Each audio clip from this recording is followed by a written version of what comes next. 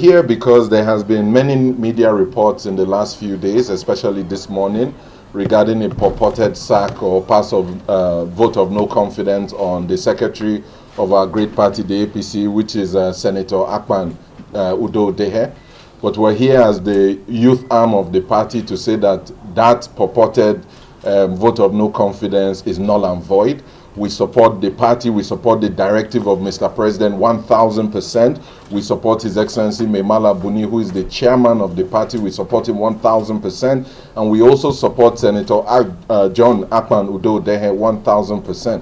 Anybody bringing any issue against the party at this critical stage where it's late in the game is clearly an enemy of the APC, is clearly intent to bring about disruption. We have 9 days left to the APC convention.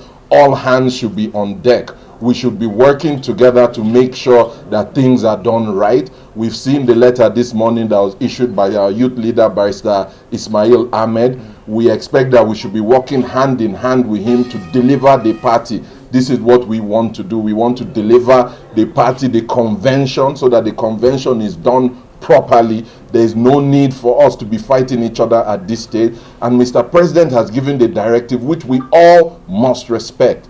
Support His Excellency Maimala Buni, support the secretary of the party, and support the APC to carry out a convention. This is why we're here. We are over 10 million members in the Progressive Youth Movement, and all 10 million of us support Mr. President wholeheartedly. We support His Excellency Maimala Buni wholeheartedly, and we support the chairman of the caretaker committee, the secretary of the caretaker committee, which is Senator Akpan James Udo Dehe. We support him fully. As young people, previously we were against the committee for one simple reason: a lack of youth inclusion. We wanted youth inclusion, but when we were not seeing any headway in youth inclusion and no headway in the convention, we decided to go against the party. But I'm glad to report to you today, against the leadership of the party, sorry, not the party itself. But I'm glad to report to you today that the same leadership of the party called us. We had several meetings. I think publicly, just outside, we had a reconciliatory meeting just about a month ago.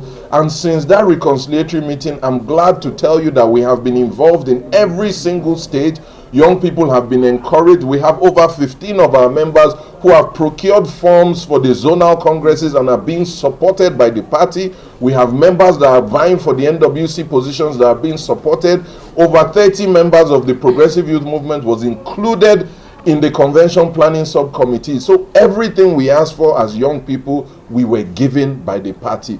Therefore, we must support the leadership of our party. We don't want another situation where they say the youth or young people are fighting, no end in sight, and no leadership to ask for or receive demands. As young stakeholders of this party, we are not activists, we are politicians. So we're here to say that we played our game politically and our leaders supported us, and we're here to say that we support our leadership 10,000%. There is no going back. Our convention is March 26th, and that is all we want, and we're going to support the leadership of the party for the next 9 days to deliver this convention. Before His Excellency Maimala Buni left, there were committees that were set up. And obviously, we all know our substantial caretaker committee chairman is His Excellency Maimala Buni. There was absolutely no reason to dissolve those committees that had been set up. So automatically, you should also understand that if the chairman and the secretary of the party were, the names were omitted from the list, of course, we must rectify that, because INEC has already spoken on that we cannot have a convention without our substantial chairman and our secretary. So in fact, it doesn't even make any sense to have a list that excludes the two most critical members of the caretaker extraordinary planning committee. It doesn't make any sense. So of course, it makes sense for them to come back and do the list the correct way. And also, I don't even know if I should mention this, but yes, there are legal ways of removing anybody from, a committee like this, and only the NEC has the authority to do that. I do not believe that a member of a committee that was set up has the authority to sack another member of the same committee. I'm sorry, especially a member who is superior to them in position. I think that's absolutely impossible, But we'll leave that for the legal the team to look into that. And also, INEC has addressed it as APC, as a party. It's very, very important for us to come together and understand the law INEC will only receive letters and notification from the chairman and the caretaker secretary. Mr. President has also sent a letter with clear directives.